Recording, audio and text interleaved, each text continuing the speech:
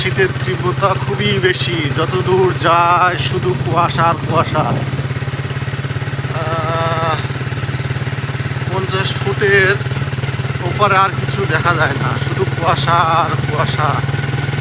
এখন বাজে 8:30, 8:30, সকাল 8:30। রাস্তার পরিবেশ দেখেন, কুয়াশা ভরপুর, কুয়াশা চারিদিকে, কুয়াশা আর কুয়াশা।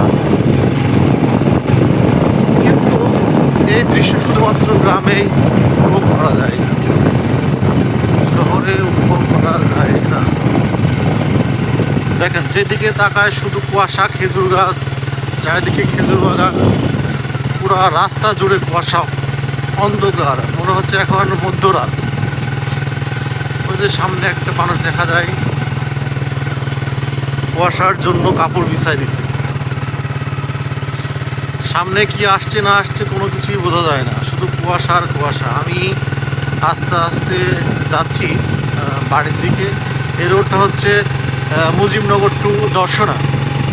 এই রোডের ভিতরে শুধু কুয়াশা, কোনো রাস্তায় কোনো কিছু দেখা যায় না, কুয়াশা আর কুয়াশা।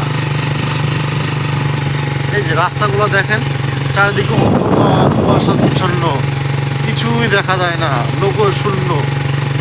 যদিও এখন 8:30 বাজে, তারপরেও মানুষ কুয়াশার জন্য ঘর থেকে বার হচ্ছে না, কারণ শীতের তীব্রতার জন্য মানুষ এখনো পর্যন্ত ঘুমায় রয়েছে।